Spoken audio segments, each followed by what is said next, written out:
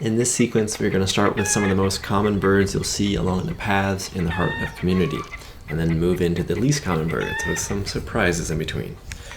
The Northern Mockingbird is a most prodigious singer.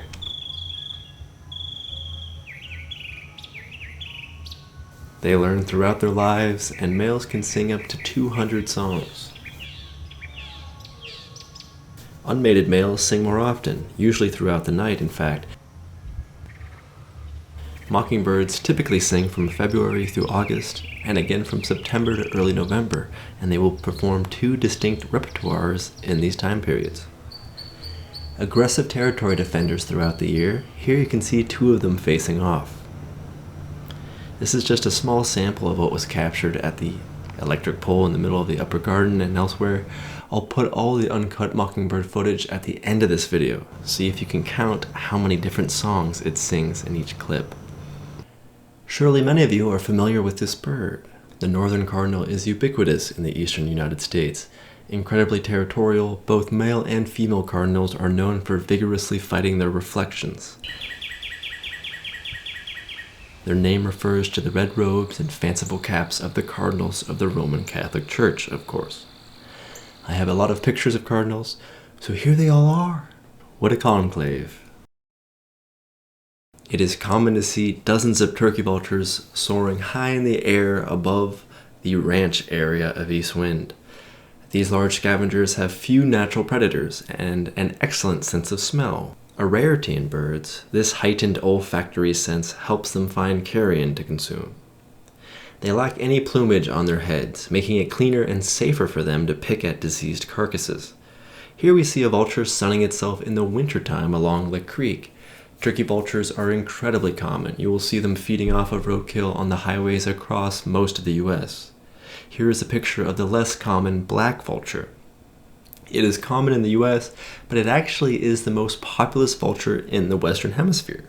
The black vulture doesn't have as great a sense of smell and will soar high above the turkey vultures in the air in order to stalk them and find the goods. The eastern bluebird is the official state bird of Missouri and a common year-round resident of nearly the entire eastern US. Unlike the territorial cardinal, bluebirds are social and can flock in the hundreds. I've seen a flock of maybe 10 at Eastwind. They do defend territory during the breeding and feeding seasons. Most eastern bluebirds die in their first year of life under the pressures of freezing temperatures and heavy predation.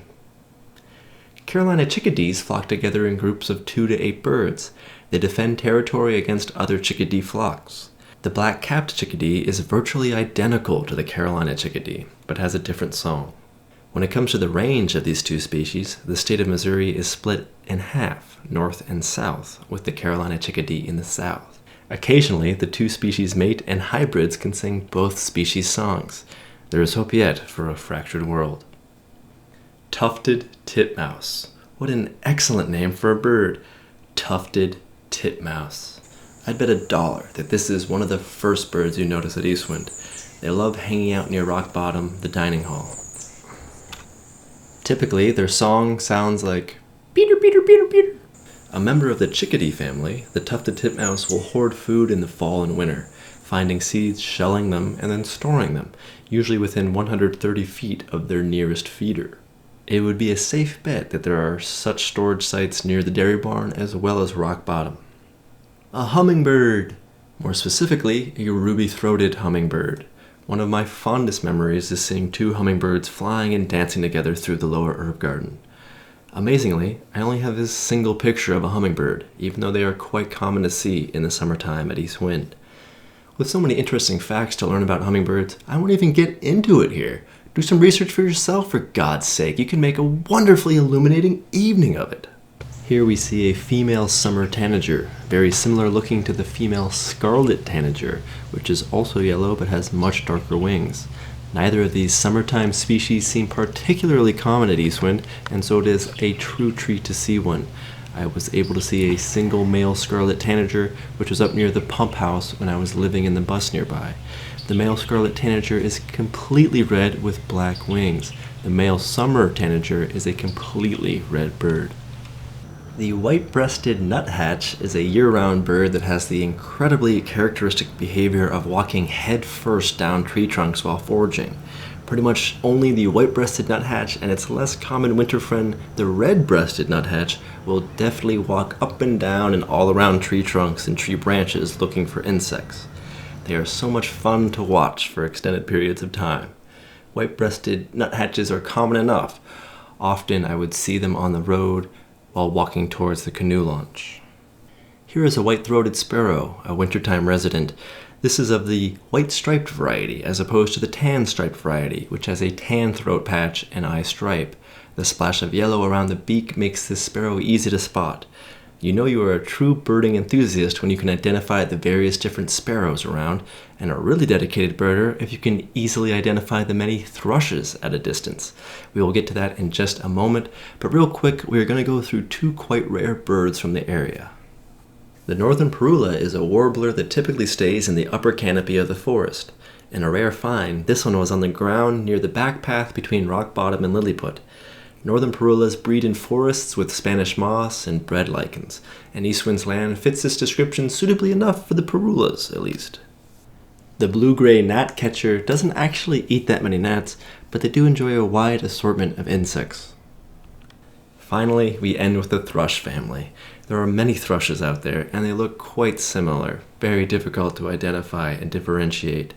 Here is a veery, and another veery, or possibly a catharus thrush, I can't be sure. And now we are looking at one of the common wintertime thrushes, the hermit thrush.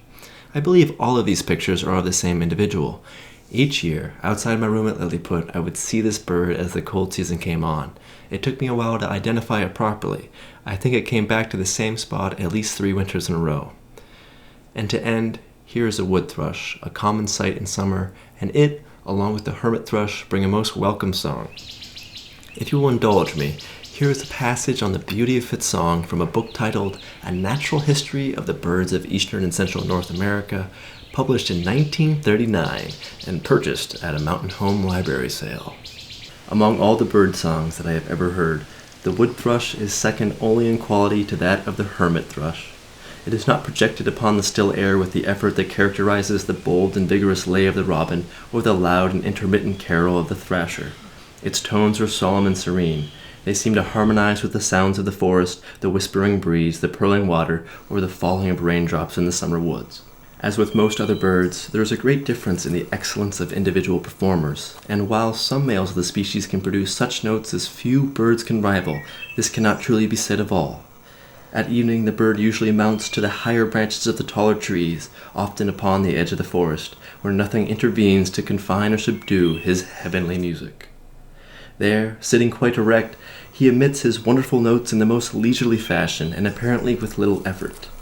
Aoli, he sings, and rests, then, unhurried, pours forth a series of intermittent strains which seem to express in music the sentiment of nature, powerful, rich, metallic, with the vanishing vibratory tones of the bell. They seem like a vocal expression of the mystery of the universe, clothed in a melody so pure and ethereal that the soul still bound to its earthly tenement can neither imitate nor describe it. The song rises and falls, swells and dies away, until dark night has fallen. Yeah, you won't find writing like that in any birding book today. I hope you enjoyed this segment, maybe learned a thing or two. There are a number of wildlife videos on this channel and a playlist that contains them all. Check it out if you have an interest. All the best to you and yours. Oh yeah, and here is the mockingbird footage.